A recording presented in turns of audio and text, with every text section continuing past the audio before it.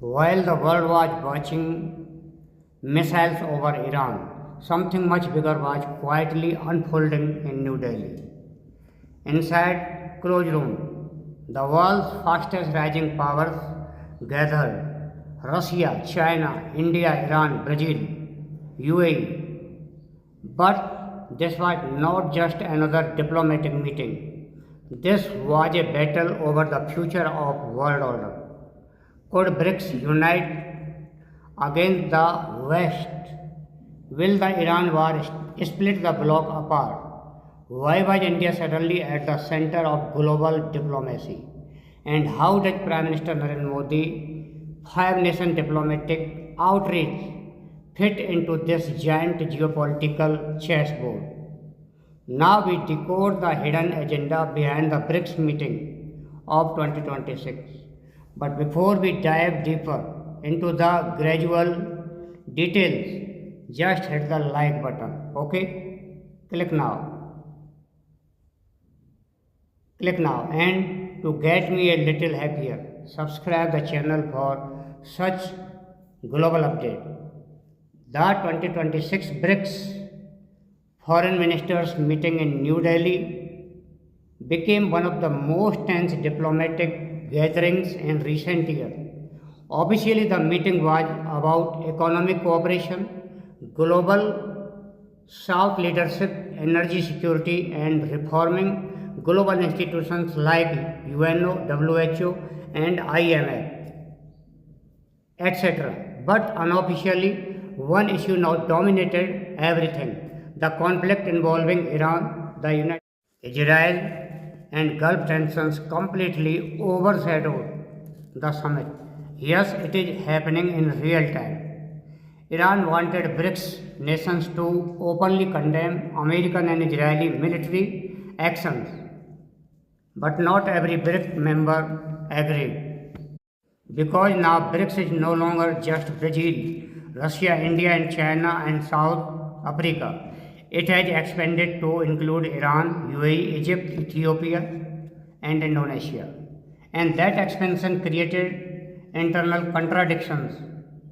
Inside the same room sat Iran accusing the West, UAE opposing Iran, India trying to balance everyone, Russia and China strategically calculating. This was diplomacy under pressure. BRICS wanted to reduce Western dominance over global finance, trade system, energy routes, and international institutions, especially the dominance of the US dollar. This is why BRICS countries are increasingly discussing local currency trade, alternative payment system, energy partnership, and new financial institutions. India's Foreign Minister S. Jaishankar openly pushed for reform of the United Nations and global governance system. The message is clear: the world order created after World War II no longer reflects today's reality. The Iran conflict threatens the Strait of Hormuz, one of the world's most important oil shipping routes. Nearly one-fifth of global oil trade passes through this region. Iran war exposed the biggest weakness inside BRICS. Iran demanded a strong collective condemnation of the US and Israel, but countries like UAE were uncomfortable supporting Tehran openly. As a result, the BRICS foreign ministers failed to issue a unified joint statement. That was a major signal. It showed that BRICS is powerful economically, but politically it still struggles to act as one unified geopolitical force. Still, the meeting proved something important. Even divided BRICS nations now matter too much to ignore, because together BRICS represent a massive population power, a huge energy demand, rising economic influence, and strategic military powers, and critical trade route.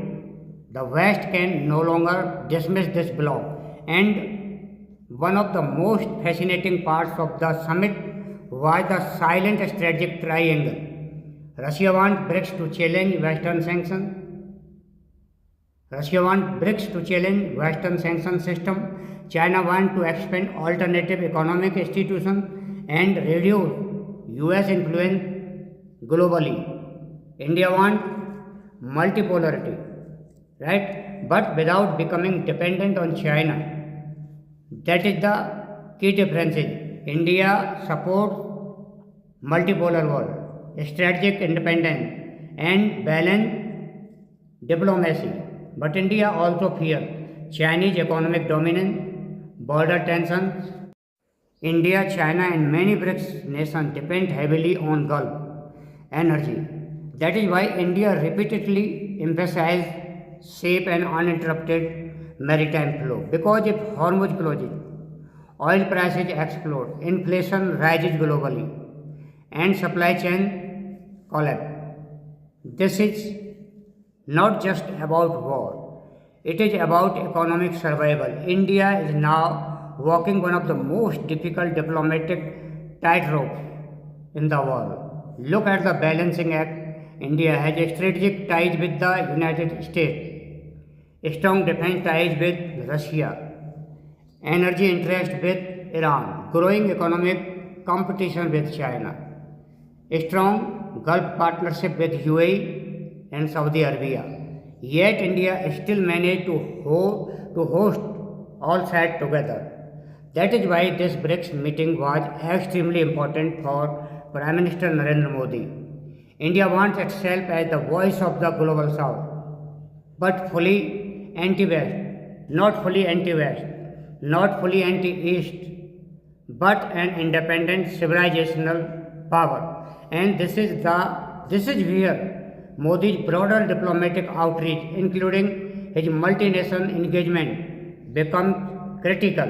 The goal is clear: secure energy, expand trade, strengthen India's strategic autonomy, and preventing China from dominating BRICS. Inside BRICS itself, India and China are also competing for influence.